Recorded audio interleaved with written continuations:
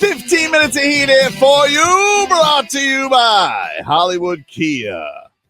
At Hollywood Kia, get the star treatment. We want to see you in a Hollywood Kia. Visit them online at hollywoodkia.com.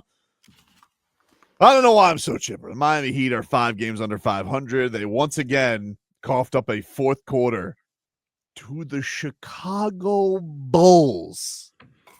And I mean, it was so pathetic. They are so pathetic. I don't even I'm not even mad. I really genuinely was, Marcos. I know a lot of people, you reached out to me this weekend because you were concerned for me. Oh, yeah. And I was much more hurt about the Friday loss to the Timberwolves. I thought the Heat played pretty well. They had an unfortunate loss that they kind of got back into, and it does feel like they kind of got screwed at the end with Bam.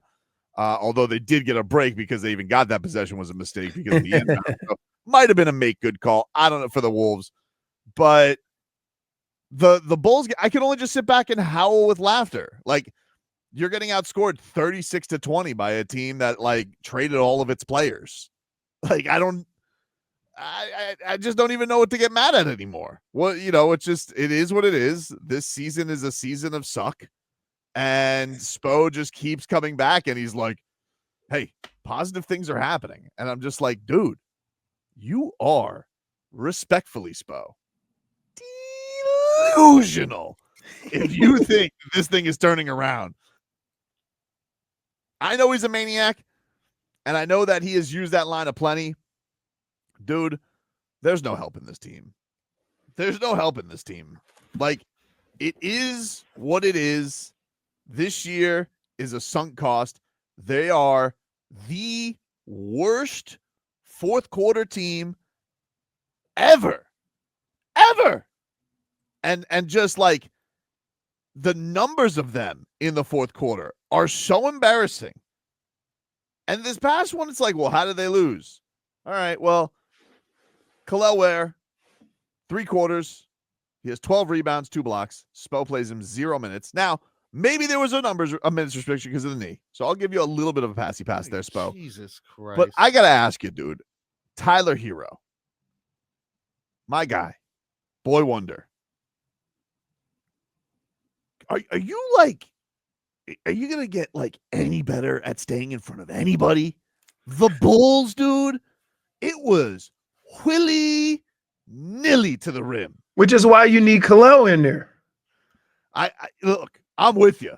And Spo took the blame because he was like, I was bad with the minutes restrictions today. So maybe he played Kel'el to the point where he wasn't available anymore. So here's the other deal. Okay.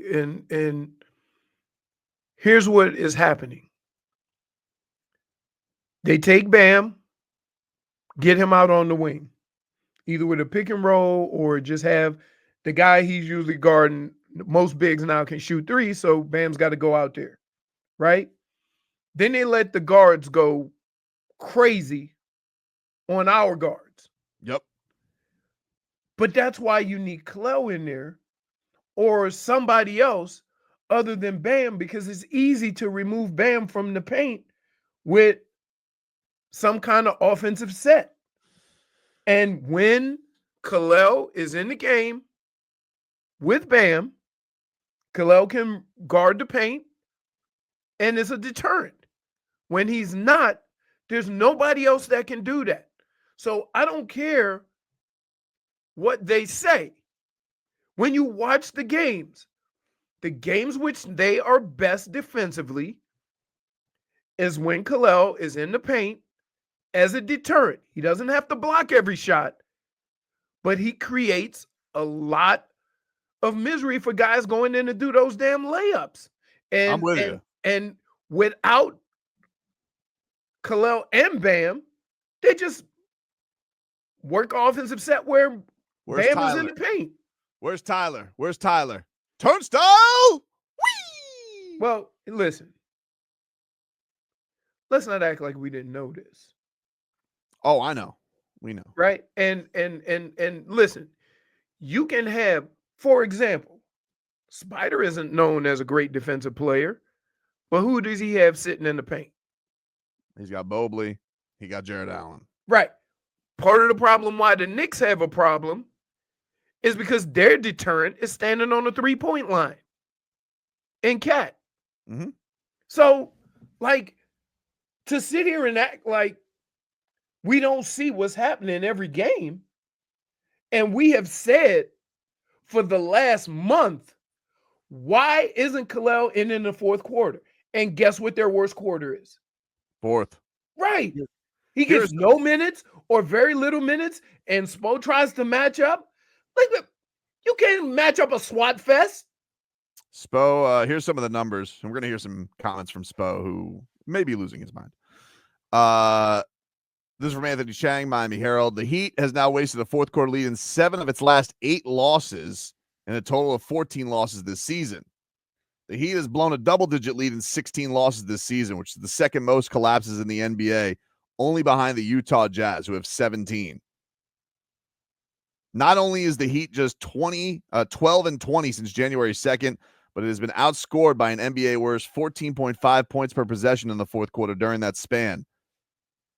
12 of the Heat's 16 blown double-digit leads and 11 of its 14 fourth quarter blown leads have come during this stretch. The Heat is also 13-20 in clutch games. That is a game of a margin of 5 points or fewer inside the final 5 minutes in the fourth quarter this season, after recording a record of 77-57 over the previous 3 seasons. And this is a stat from Ethan Skolnick. Tyler Hero and Trae Young are tied with the most clutch field goal attempts in the NBA with 95. Of the 25 players with the most clutch point attempts, Hero has the lowest scoring percentage at 28.4. He had an awful possession in this game where he came down willy-nilly, the Heat up 3, and decided, pull up 3! And got blocked by Josh Giddey. Got blocked by Josh Giddey. Which turned into a 3. Oof. So, and that was the night after. There was a back-to-back. You got smacked in the face back-to-back nights, because the night before that, you had the lead against the Minnesota Timberwolves, and that was a game that didn't have Khalil Ware, didn't have Andrew Wiggins, so they got all their reinforcements for the Bulls game, and they lose that one. Bam was furious after the game, to the point where he got fined $50,000 by the NBA for confronting an official. Ridiculous fine on Bam Adebayo. But also because he didn't do the SPO, which is to precurse with NBA do not fine me, which is Eric Spoelstra's masterpiece. So let's hear a little bit from Eric Spoelstra after this game. This was after the Wolves game, where he threatened the league by telling them not to fine him, and Bam was fouled. All right, look, I'm going to say this, because we had our chances, enough of our chances, and then there was a wild sequence of events. Did a great job on our denials down the stretch. Those last few inbounds forced that turnover there at the end. And this is what I'll say. It's that last baseline out of bounds. We did not execute and get what we wanted to. With that said, Bam got fouled. I'm not trying to get fouled. League, don't fine me. I'm not doing histrionics up here. I'm fully in control. At any point during the game, that's a foul. Did he mean to foul? No. Is that what we wanted? No. But I will tell you this, Bam Adebayo got fouled on that. He got clipped. And if that's in the first quarter, that's a foul. What does that mean? That I'm in control. Yeah. Is that part of? Let me break it down for you. Part of the rules? Let me break it down for you. I'm not a loose cannon up here. Here's what he was trying to say. Dude. I'm not making my next comments out of anger. I'm basically merely stating facts. How does he get away with that every year? I don't know if he gets away with it. Necessarily does. Well, because here's the problem. Here's the problem. And here's the problem I have with this whole situation.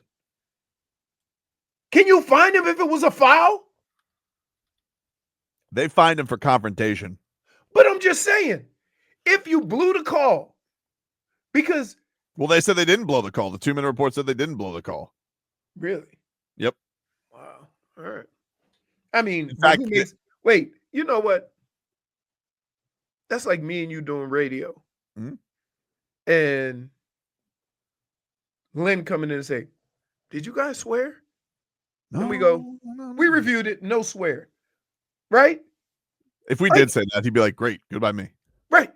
You can't review your own work. I don't know What who the hell reviewed is it. an official going to say about another official? We'll hear more from Spo because, yeah, he is losing his mind. But I always love when he gets to pull that Wouldn't move. we all lose our NBA, mind? do not find me. He has done this. And then, like, the one that was the coup de grace was when he looked at the camera, double fingers, and goes, you're not even going to think about giving me a fine. I was like, whoa, he could do that. He could, and never was fined. League, you're not going to even think about giving me a fine.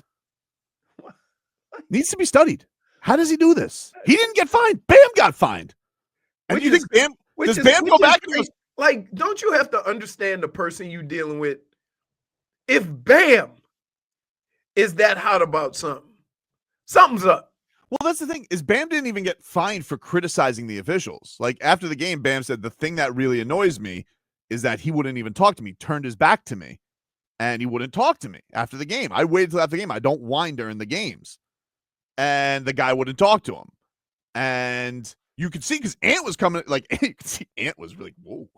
Ant was coming up to dap up Bam and say what's up to Bam Adebayo after the game, and Bam was in the middle of this conversation with the official. The official was like trying to turn away. He's not going to talk to him.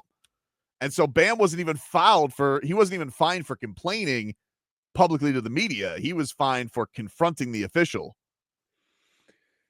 It is the only job in all of sports where there is no accountability. Being an official, we've seen over the years, it's been documented in every sport. Some of the most egregious calls or non-calls. And those and those officials are not held accountable. But they are quick to fine Bam 50,000. Yep. And so I understand, like, you have to protect the officials. Okay? But nobody gets protected for being bad at your job. Nobody does.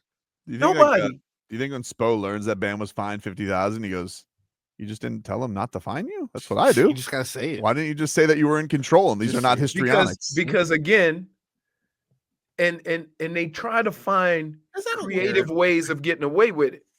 Because mean- they said they didn't find him from questioning the official. They fined him for the confrontation. There wouldn't have been a confrontation if, let me tell you something.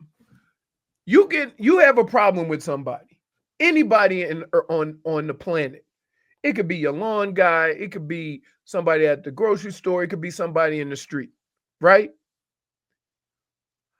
What happens to you when that guy turns his back and won't even acknowledge you? You get infuriated. So You lose your you mind. should fine the official for inciting a riot. But think about it. Think about it. If the guy has a 2-minute conversation with Bam and he says, dude, that's what I saw. Okay. And Bam's like, come on, man, or whatever. All right. They have the conversation. It's over. Right? Ant-Man comes up and they dap it out and go home. That's what happens. But when the official turns his back, it's almost like he acknowledges he screwed up. Yeah, it's like And- you want to do. It's like you're a child. You want to put earmuffs on. You don't want to hear it. Right. Exactly. Grow up, Peter Pan. So while you getting on the player, I would take that situation and put it in anybody's life, and somebody that you felt did something inappropriate or wrong or whatever, they turn their back on you and just walk away. What person is not going to just get irate. Crazy. Right. We'll take a break. Back with more after this.